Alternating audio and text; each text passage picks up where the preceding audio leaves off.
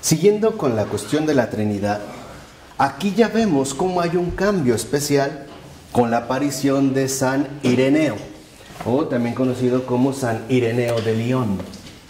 Aparece San Ireneo más o menos en el año 200 después de Cristo. ¿Por qué Ireneo, este gran padre de la Iglesia, también ocupa un lugar destacado? Porque con él, literalmente, empieza un periodo de gran profundización teológica. De tal forma que, por ejemplo, las sencillas, aunque luminosas, afirmaciones acerca de la Trinidad que vimos la ocasión anterior, que es básicamente de los padres apostólicos, empiezan a crecer en profundidad, ¿no? O sea, con Ireneo aparece, digamos, ya una profundización teológica.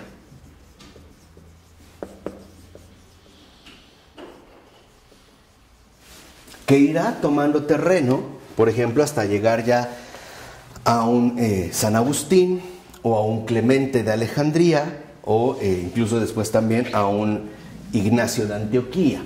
Pero en el caso de Ireneo, lo que vemos es que esta profundización teológica, por ejemplo, ¿no?, va adquiriendo mayor consistencia y tiene que ver en el hecho de que Ireneo contempla la creación del hombre como obra de la Trinidad.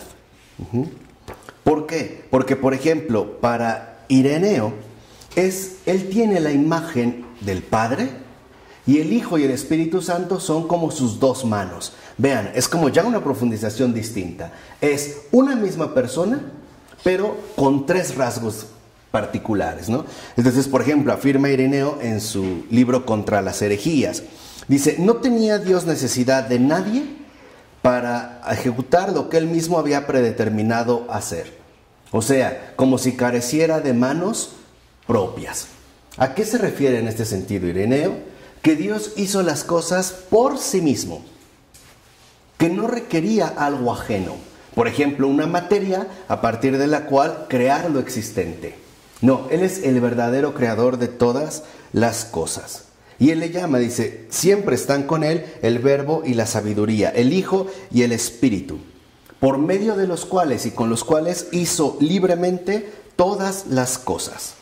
Y remite Ireneo a una frase del Génesis, que está en el capítulo 1, versículo 26. Dice, es a ellos, hablando del Padre, a quien Él se dirige cuando dice, hagamos al hombre a nuestra imagen y semejanza. Entonces ya Ireneo abre camino a la profundización teológica y se da cuenta de que la Trinidad, en este sentido, es, por así decirlo, un Dios que posee tres realidades, pero es un solo Dios. Porque acuérdense que estamos ante el misterio de los misterios. Empieza a avanzar en esta línea.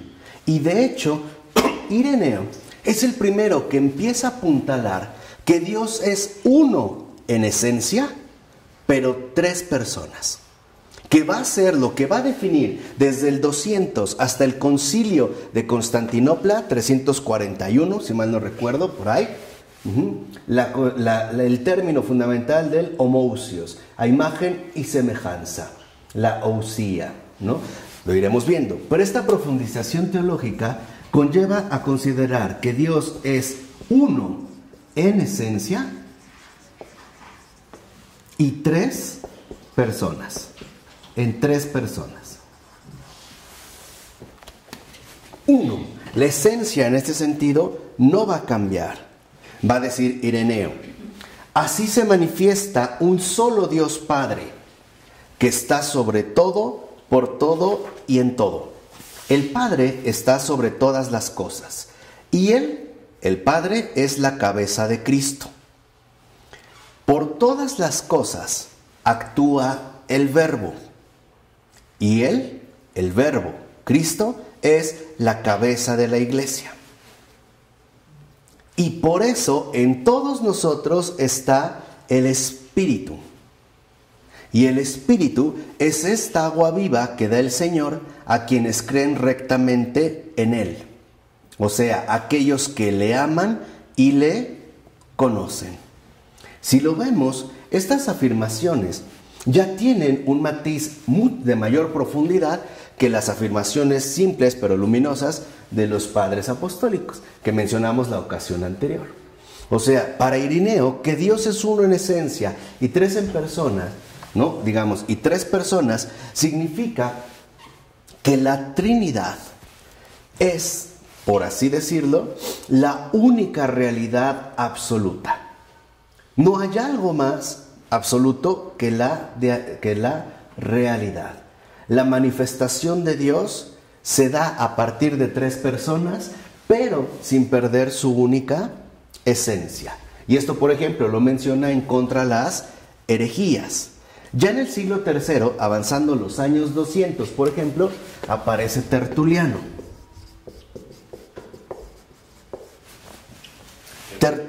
Tertuliano, recordemos que en un principio él era ortodoxo, o sea, se movía por el camino recto y estaba firmemente apoyado en la tradición apostólica. Y Tertuliano, en este periodo ortodoxo, va a aportar una clarificación de los conceptos teológicos que giran en torno al misterio trinitario. De hecho, mencionamos a Tertuliano porque es el primero que emplea el término trinitas. Es Tertuliano el que, en efecto, para indagar más a fondo en esta profundización teológica, usa el término trinitas, en latín. Es en ese sentido, Tertuliano.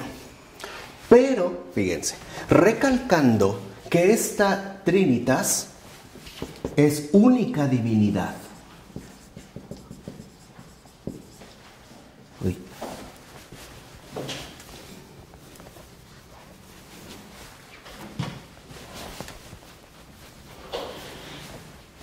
Que esta trinitas es única divinidad, que era la formulación ya más completa que había ofrecido San Irineo, al sugerir, sin desarrollarlo plenamente, que Dios es uno en esencia y tres en personas. Por eso afirmaba, por ejemplo, Tertuliano, en un escrito que se llama Contra Praxeas, que era un hereje, que lo fundamental es que no podemos suponer que para salvaguardar la unicidad de Dios hay que pensar que el Padre, el Hijo y el Espíritu Santo no son lo mismo. Dice, no, como si no se pudiera aceptar que los tres son uno, porque proceden por unidad de sustancia, manteniendo el misterio de la economía divina que establece la unidad en la Trinidad. Esa es la Trinitas. La unidad en la Trinidad. ¿Cuál era, digamos, un poco los aspectos conflictivos que se estaban dando en este momento? Que se pensaba en términos numéricos. En términos numéricos de tres. ¿Cómo pueden ser que tres sean al mismo tiempo uno? Lo que muestran, en este caso, los padres de la Iglesia, es que cuando hablamos de la Trinidad, no estamos hablando de un objeto numérico, como si estuviéramos hablando de otras cosas entre las demás cosas, de las cosas que nosotros conocemos, sino que tratamos de captar, en la medida de lo posible, precisamente esta unidad en la Trinidad. Y ese es el orden. Entonces, lo que destaca, por ejemplo, Tertuliano a través de la Trinitas es que la única divinidad posee un orden. Y este orden es el que nosotros expresamos al hablar del Padre, del Hijo y del Espíritu Santo. Por eso dice Tertuliano, son tres no por su cualidad, sino por el orden. No por su sustancia, sino por su forma. No por su poder, sino por el aspecto. Pues los tres tienen una sola sustancia, una sola categoría, un solo poder, porque no hay más que un solo Dios, a partir del cual, en razón del orden, la forma y el aspecto, se dan las designaciones de Padre, Hijo y Espíritu Santo. que ya es, digamos, un avance mayor. Si lo ven, empiezan a aparecer términos más filosóficos, ¿no? Términos, vamos a decirlo así, más complicados. ¿Por qué? Porque cuando se habla de sustancia, por ejemplo, que en griego se escribía ousia, o el concepto griego es ousia, ellos tenían la clara noción de que la sustancia, por ejemplo, solo podía ser una, aunque las formas cambiaran, pero partiendo de la misma sustancia, ¿no? Entonces, por eso se van a apoyar en la noción precisamente de la sustancia. Y para Tertuliano, lo fundamental era destacar la distinción de las personas. O sea, esta única divinidad tiene un orden. Y este orden es el que se manifiesta a través de la distinción de las personas.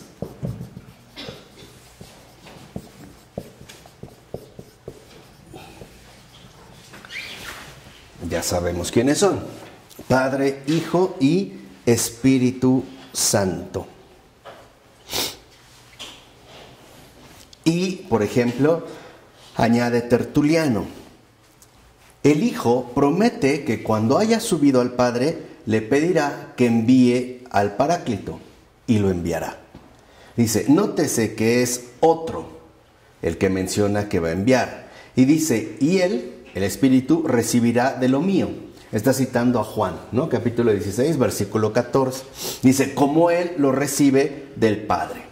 ¿Qué se expresa en ese orden? Una conexión. Una conexión que manifiesta que los tres están conectados en una misma unidad. En pocas palabras, que son tres en uno. Es un solo Dios, no tres dioses. Un solo Dios y tres personas. ¿Vale? Digamos como en este avance. Por eso dice, estos tres son una sola esencia, no una sola persona, con referencia a la unidad y no a la singularidad numérica. Entonces, aquí, por ejemplo, vemos en este sentido cómo hay un avance importante con respecto a esta profundización. En el caso, por ejemplo, de Clemente de Alejandría, que es otro que aparece avanzando,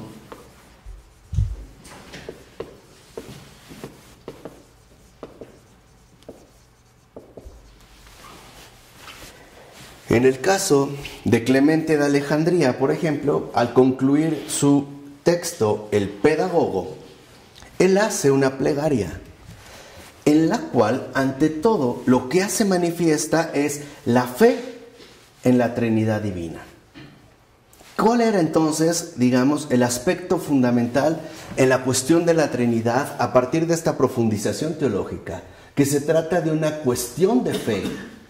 No es un problema matemático o un problema que nosotros podamos resolver a través de una vía enteramente racional. No, esta profundización teológica quiere decir crecimiento en la fe. Esto es, digamos, lo importante, acceder a la contemplación y no necesariamente a la explicación. Por eso, al concluir Clemente de Alejandría, el pedagogo, decía, sé propicio, oh pedagogo, a tus pequeños, Padre, guía de Israel, Hijo y Padre, ambos uno solo, Señor. Concede a quienes seguimos tus mandamientos llevar a su perfección la semejanza de la imagen y experimentar en lo posible la bondad de Dios como juez y no su rigor. Y concédenos a todos, concédenos tú mismo todo esto, que vivamos en tu paz sobre la tierra, que seamos trasladados a tu ciudad, que atravesemos sin naufragar las olas del pecado y que en plena calma seamos llevados junto al Espíritu Santo. Que noche y día, hasta el día perfecto, alabemos y demos gracias al Padre e Hijo, al Hijo y Padre, al Hijo pedagogo y maestro, junto con el Espíritu Santo. Y Clemente de Alejandría percibe que también la unidad de la Trinidad, de esta única divinidad, se manifiesta de esta manera. El Padre es el bueno. El Hijo es el bello. Y el Espíritu Santo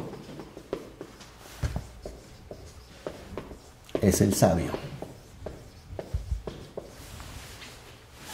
Para Clemente de Alejandría, la única divinidad se manifiesta bajo este orden: el buen Padre, el hermoso Hijo y el sabio Espíritu Santo, que reflejaría en este sentido precisamente la Trinitas.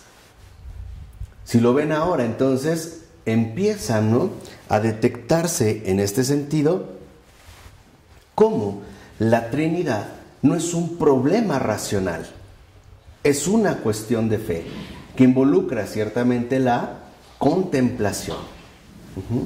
Y este rasgo, por ejemplo, no había aparecido hasta antes. El reconocer lo que después se iba a conocer también bajo la forma de los trascendentales: la bondad, la belleza y la verdad, que conforman una misma unidad.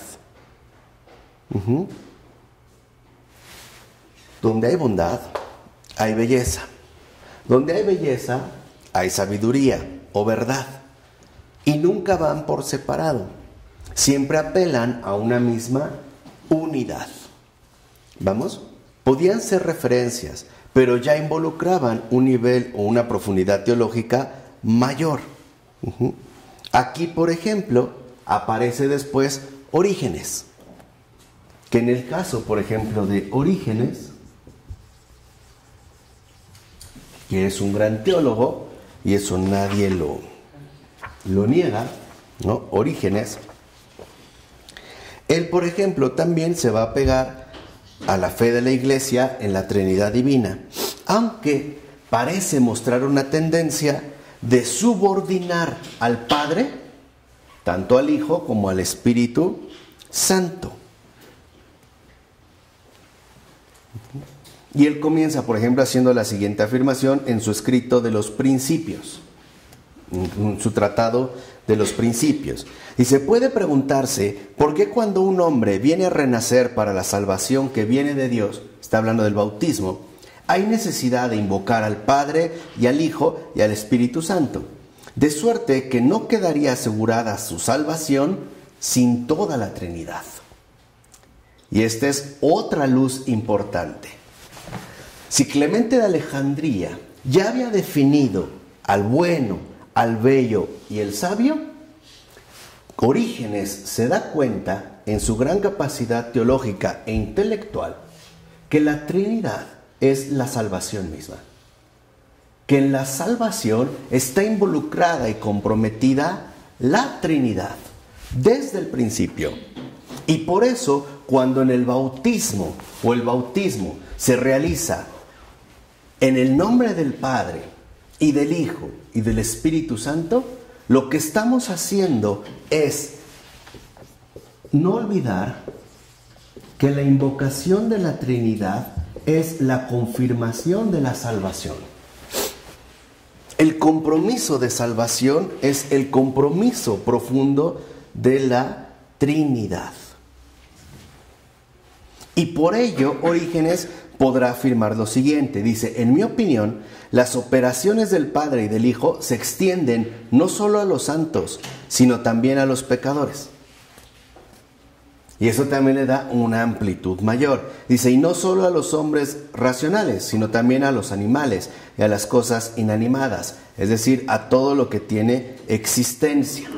De acuerdo con Orígenes. Dice: en cambio, la operación del Espíritu Santo de ninguna manera alcanza a las cosas inanimadas, ni a los animales que no tienen habla.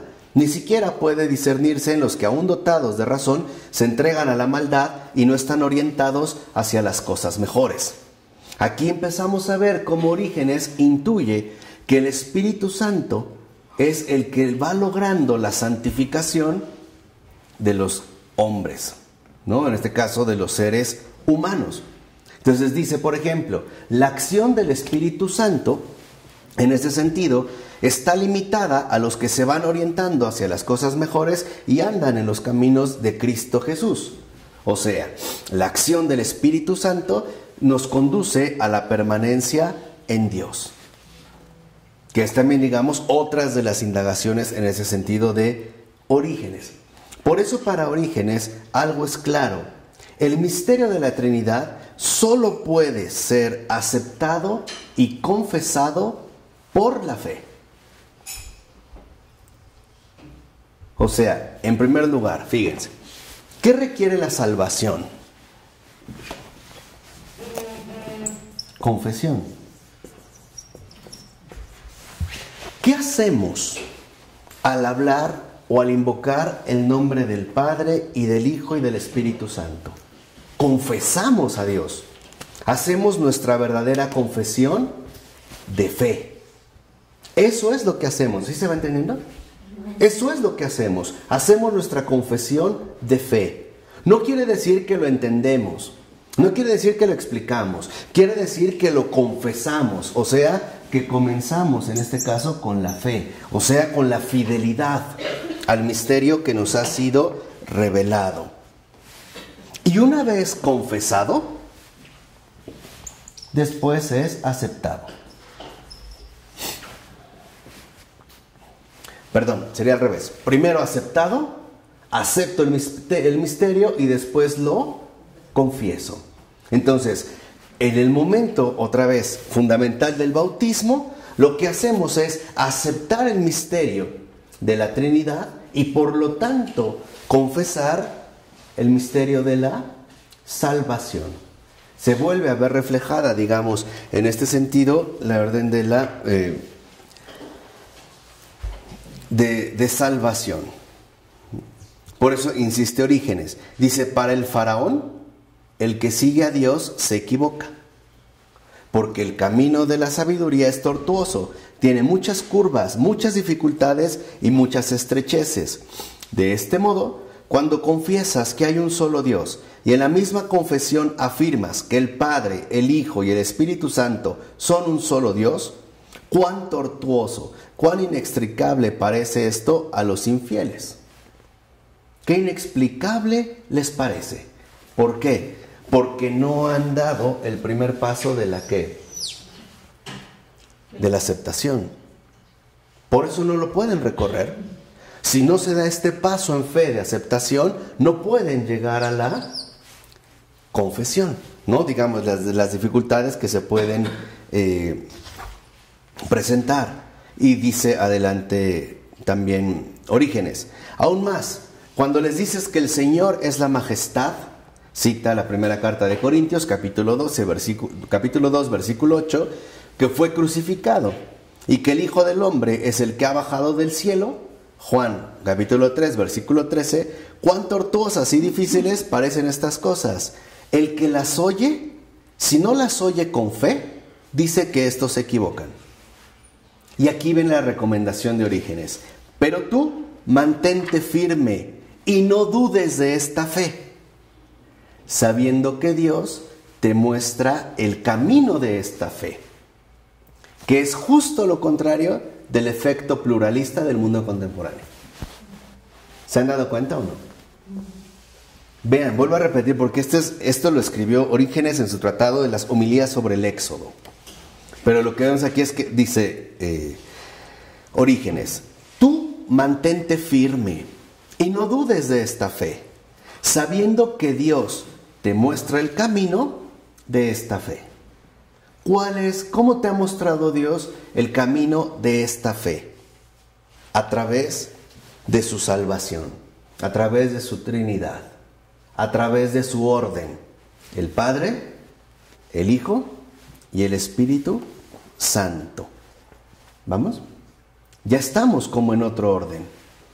Si lo ven, por ejemplo, ahora ya las reflexiones que se hacen a cabo tienen otra profundidad.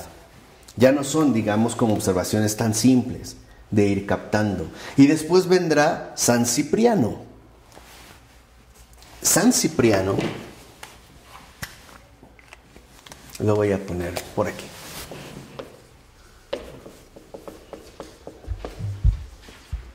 San Cipriano,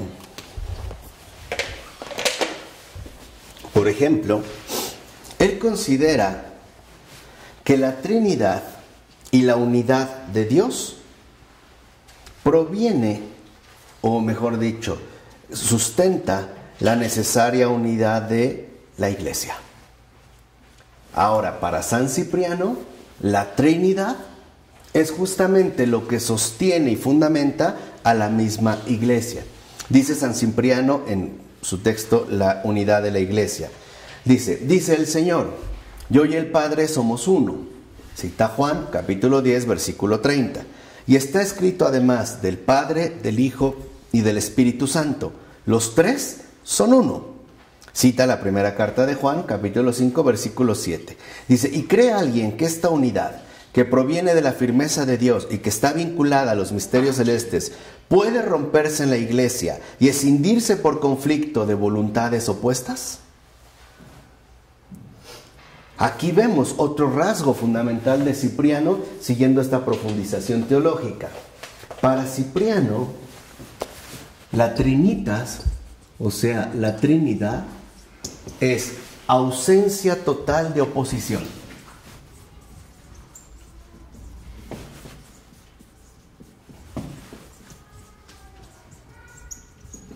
Es decir, es absoluta comunión, es decir, iglesia. Vean cómo se va avanzando. Para Cipriano, la iglesia es el misterio de la Trinidad al que estamos llamados precisamente a incorporarnos de manera concreta. Por eso, la Iglesia nos invita a una eliminación de voluntades opuestas, de tal manera que todos seamos uno, que todos poseamos un mismo espíritu, que todos, en efecto, vivamos bajo una unidad de comunión, bajo una misma unidad. Y esto es algo que ya había contemplado en ese sentido San Cipriano. Es lo que más me gusta de todos. Sí, claro, hacia donde va llegando. ¿No? Van dando como cada vez más reflejos. Y vamos a hablar también adelantito de San Agustín, el de Trinitate. Que querías ver, ya es otra cosa. Y vean lo que dice San Cipriano, que es como para estos tiempos. Dice, quien no mantiene esta unidad, no mantiene la ley de Dios. Quien rompe esta unidad, quien atenta contra esta unidad, ¿de quién está hablando en particular? De los herejes. De los herejes. Dice, quien rompe esta unidad no está en la fe auténtica, porque no está en la, en la confesión de fe del Padre, del Hijo y del Espíritu Santo. Por eso para San Cipriano era tan importante la permanencia en la iglesia, porque la iglesia es sinónimo de salvación. Y esto, nos puede resultar a nosotros quizá un poco fuerte. Pero San Cipriano tenía motivos para poder afirmar algo así, en un momento que estaba siendo, por así decirlo, tan turbulento, cuando las ofertas se estaban presentando como alternativas posibles, ofertas que hoy ya sabemos eran herejías. En este sentido, vamos a decirlo así, equivocaciones. Por eso, el misterio celeste, o sea, el misterio de la Trinidad, se refleja en la iglesia. Y añade San Cipriano en otro textito que se llama la oración dominical. Dice, el mayor sacrificio para Dios es nuestra paz, nuestra fraterna concordia, un pueblo reunido en virtud de la unidad del Padre y del Hijo y del Espíritu Santo. Detengámonos un poco en esto. ¿Qué hace San Cipriano? Primero, nos habla en qué consiste el verdadero sacrificio para Dios. ¿Cuál es el sacrificio agradable para Dios? El ofrecer en sacrificio nuestra propia oposición. Nuestras propias oposiciones a la verdad, al misterio, a la revelación. En pocas palabras, el sacrificio de las voluntades opuestas. O lo que podríamos mencionar a grandes rasgos de la voluntad propia. Y esto también tiene un sentido muy auténtico. Porque en el caso, por ejemplo, de la Iglesia, lo que vemos es que la causa de los conflictos es el choque de las voluntades propias. ¿No? Hoy podemos decir el choque de los egos, el enfrentamiento entre egos y el no reconocer que uno está llamado a formar parte de una comunión mayor, el vencerse en este caso a sí mismo, el alcanzar esta verdadera paz. Por eso para San Cipriano era importante hablar de la fraterna concordia y de la reunión en unidad, que es la Iglesia y por lo tanto la confesión del Padre, del Hijo y del Espíritu Santo. Por eso para San Cipriano era importante, por ejemplo, el promover ante todo la unidad. Para San Cipriano queda claro que lo que se opone literalmente a la Iglesia es porque se opone a la Trinidad. No busca la unidad, sino la separación. Por eso después ya, por ejemplo, aparecen en ese sentido como resúmenes prácticos que fueran memorizados sobre todo por los catecúmenos antes del bautismo. No digamos que los fueran como meditando. Y uno de los que aparece es San Epifanio.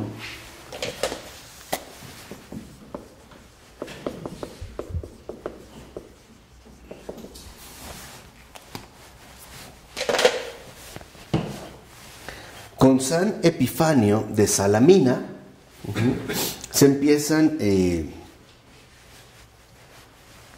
a dar lo que nosotros podríamos ya denominar las fórmulas para expresar la confesión de fe. Y digamos de los más antiguos que han llegado. Y nos van a resultar muy familiares. Por ejemplo, en los escritos, en la llamada profesión de fe de San Epifanio, se lee lo siguiente: creo en Dios, Padre Todopoderoso, y en Jesucristo, su único Hijo, nuestro Señor, que nació del Espíritu Santo y de María la Virgen, y fue crucificado bajo Poncio Pilato, y fue sepultado, y al tercer día resucitó de entre los muertos, subió al cielo, y está sentado a la derecha del Padre, de donde vendrá a juzgar a vivos y muertos, y en el Espíritu Santo, en la Santa Iglesia, en la remisión de los pecados, en la resurrección de la carne, en la vida eterna. Vean ya desde cuándo. Ya. Estaba, digamos, como esta forma accesible. ¿Y qué año era ahora? Siglo III. Siglo III. En el siglo III. San Epifanio. Esto que acabamos de leer era básicamente la catequesis central del catecúmeno. Esa era su catequesis. Si ustedes lo ven, por ejemplo, algunos padres de la Iglesia, como Juan Damasceno, por eso explicaban el credo, exposición del credo, el credo. O sea, básicamente el meditar la profesión de fe. ¿Qué hizo Ratzinger cuando estudiamos la introducción al cristianismo? Meditar el credo. ¿Se acuerdan? Así empezó. Creo en Dios, Padre, y así lo fue dando. Volver de nuevo a lo esencial. O sea, en este caso, en la profesión de fe, ¿no? Bajo, digamos, esta redacción ya precisa. Pero también después aparece Gregorio el Taumaturgo, San Gregorio Taumaturgo.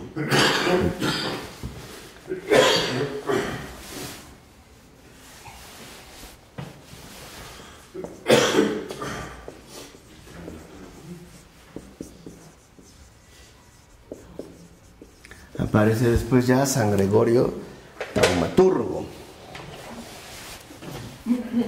Y él, a mediados del siglo III, compone también un pequeño símbolo. ¿Se acuerdan la vez pasada que explicamos la diferencia entre el símbolon y el diabolon? ¿O ya se les olvidó? Bueno, él compone un símbolo, ¿no? San Gregorio Taumaturgo. Y que destaca, por así decirlo, la exactitud de los conceptos, una precisión conceptual. ¿Qué dice San Gregorio Taumaturgo, por ejemplo? Dice, hay un solo Dios, así comienza, Padre del Verbo viviente, de la sabiduría subsistente, del poder y de la imagen eterna, engendrado perfecto del perfecto engendrado, Padre del Hijo unigénito.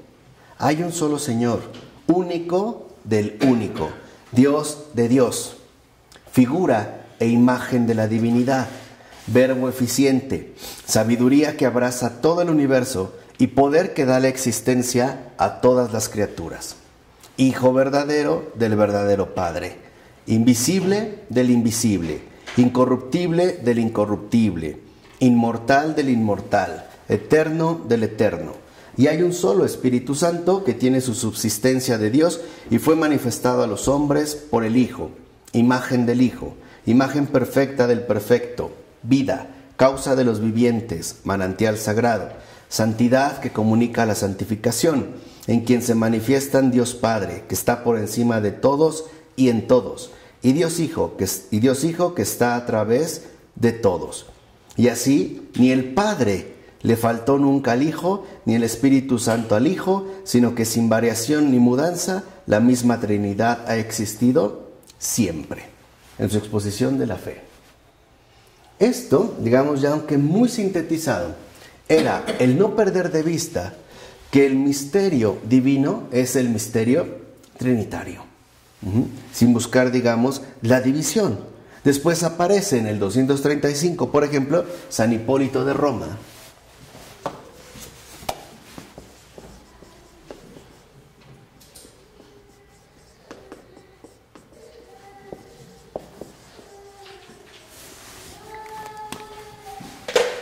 ¿Qué pasa con Hipólito de Roma?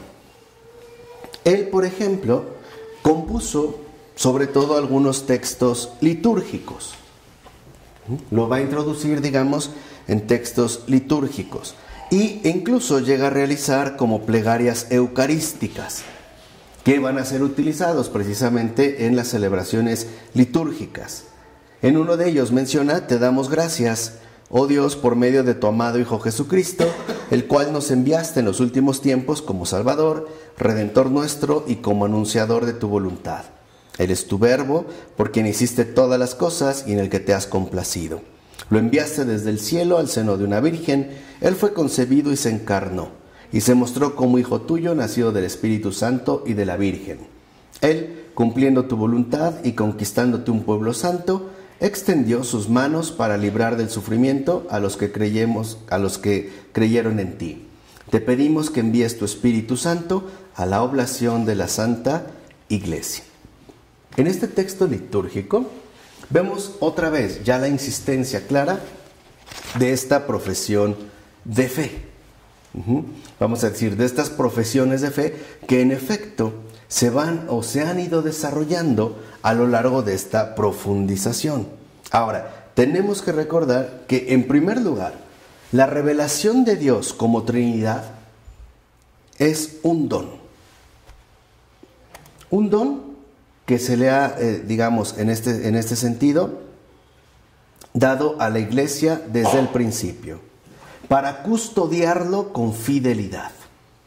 ¿Qué quiere decir? Que entonces, lo que requiere, por ejemplo, el acercamiento hacia este misterio es fidelidad. Y la Iglesia está llamada a ser custodia precisamente de de este don recibido. Por ello también la Iglesia tendrá que atravesar un proceso de purificación, de corrección, de mejora. Precisar, digamos, hacer más precisa la terminología, clarificar más los conceptos e incluso eliminar quizá ideas erróneas. ¿Para qué?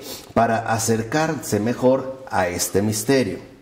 Y en el siglo IV, digamos, aparece una peligrosa crisis, que es la herejía arriana. ¿Cuál era la médula principal o el motor herético del arrianismo? El racionalismo.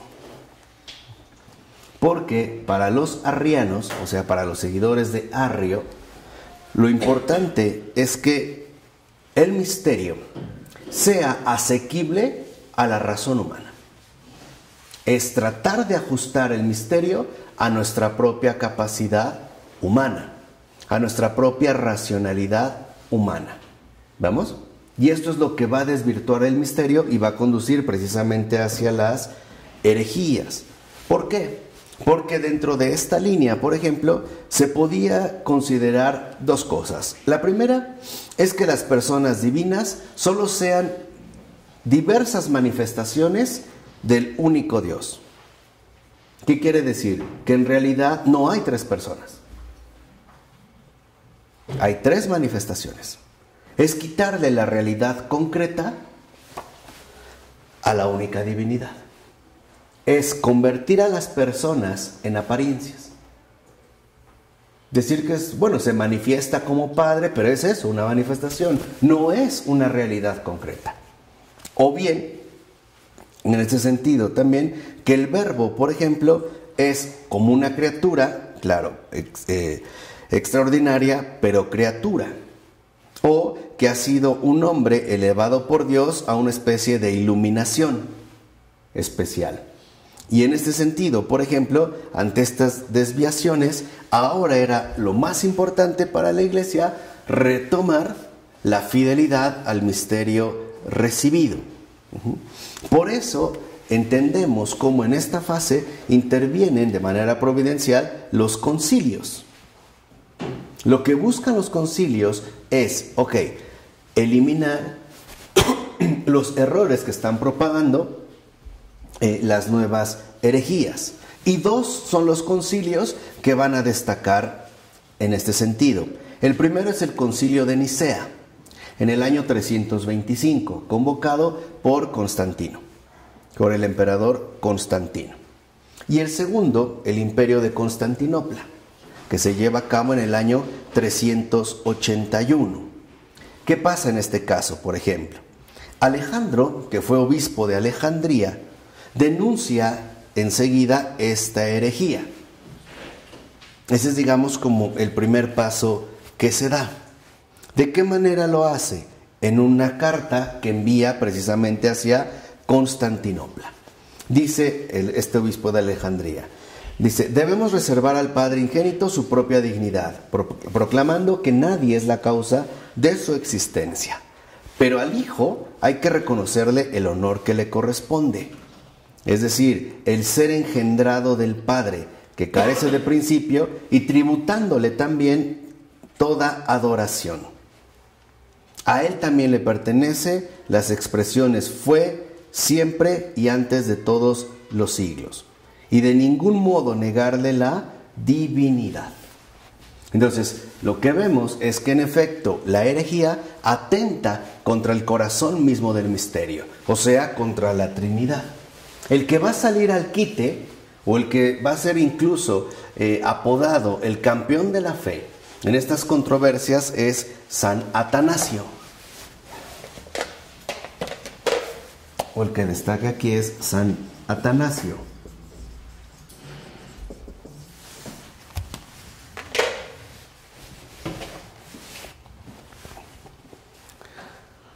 Porque San Atanasio,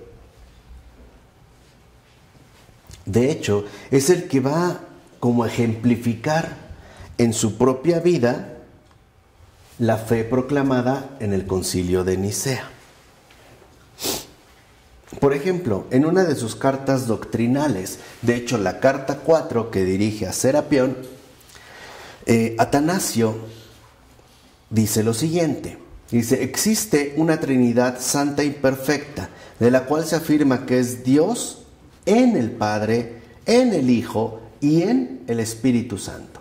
Entonces vean, ya en este inicio lo que vemos es que Dios es Padre, Hijo y Espíritu Santo. Es superar la herejía y contemplar el misterio en su centralidad. Si quieres saber qué es Dios, contempla el misterio. Dios es Padre, Hijo y Espíritu Santo, y que no está en este sentido mezclado. E incluso, dice San Atanasio, el Padre hace todas las cosas a través del Verbo en el Espíritu Santo. De esta manera queda salva la unidad de la Santa Trinidad. Es una Trinidad no solo de nombre y por pura apariencia verbal, sino en verdad y realidad.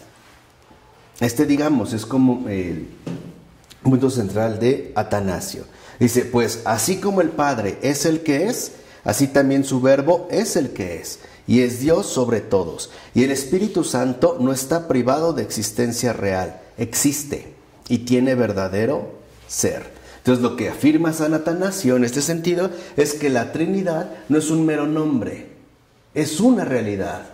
Dios es en el Padre, en el Hijo y en el Espíritu Santo. Este es, digamos, como el punto central. El no perder de vista la realidad concreta de estas tres personas. Porque el Padre, el Hijo y el Espíritu Santo son Dios. Por decirlo así, digamos, dentro de esta perspectiva. Después vendrá Hilario de Poitiers, o San Hilario de Poitiers.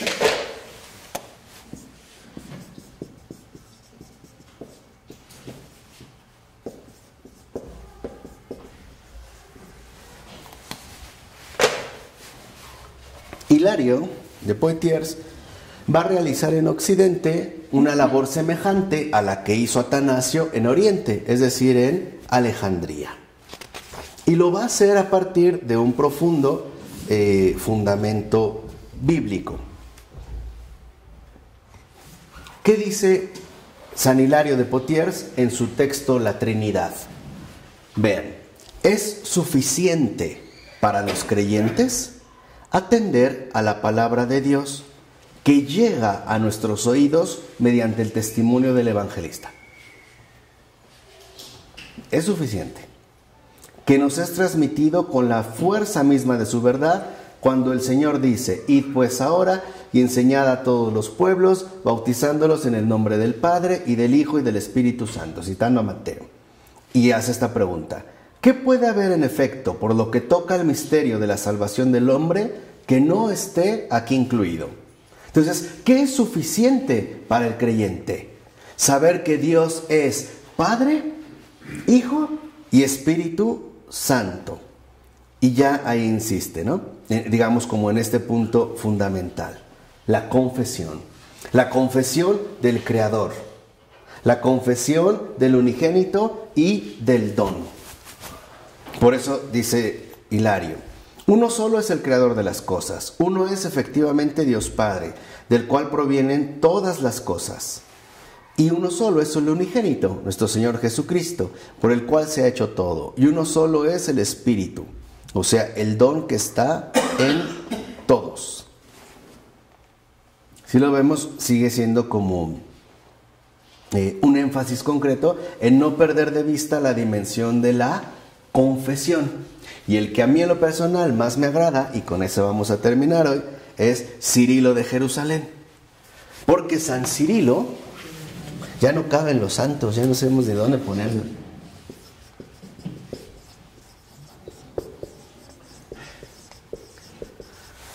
Acuérdense, bajo el contexto de... ahí están todos los santos, ¿no? Aparecen ahí los santos de Jerusalén, ¿no? San Cirilo de Jerusalén, bajo, digamos, este contexto particular de las herejías, buscó ante todo elaborar catequesis, tratando de enseñar con palabras sencillas el misterio de la Santísima Trinidad, pero siempre advirtiendo a los catecúmenos de lo siguiente: no deben escudriñar presuntuosamente la verdad revelada. O sea, el misterio no se puede escudriñar con presunción, tratando de llegar digamos, al descubrimiento pleno del misterio, porque entonces lo que vamos a hacer es desfigurarlo, que es, digamos, el error fundamental de las herejías. Decía él: el Padre, por medio del Hijo, con el Espíritu Santo, da todos los dones. ¿No son unos los dones del Padre y otros los del Hijo y otros los del Espíritu Santo? Pues una es la salvación, uno el poder, una la fe. Un solo Dios, el Padre, un solo Señor, su Hijo unigénito, un solo Espíritu Santo, el Paráclito. Basta saber esto. ¿Se acuerdan lo que hace rato les decía él? No te muevas. Aquí, no tienes por qué andar divagando. El primero, quédate y dice, basta saber esto. La naturaleza o la sustancia, no la investigues. ¿Por qué habrá dicho esto San Cirilo? ¿Por qué habrá dicho la sustancia, la naturaleza de la Trinidad? No la investigues. Porque no vamos a entender y porque sería un esfuerzo arrogante y presuntuoso. Porque lo que te dice es, no la investigues, más bien déjate iluminar. Recibe el don que el Señor te quiere compartir. Dice, pues si estuviera escrito, lo diríamos, pero no está. Lo que no está escrito, no nos atrevemos a decirlo. Por eso, no olvidemos, y con esto terminamos. Para la salvación, nos basta saber que hay Padre, Hijo y Espíritu Santo. Amén. En nombre del Padre, del Hijo y del Espíritu Santo. Amén.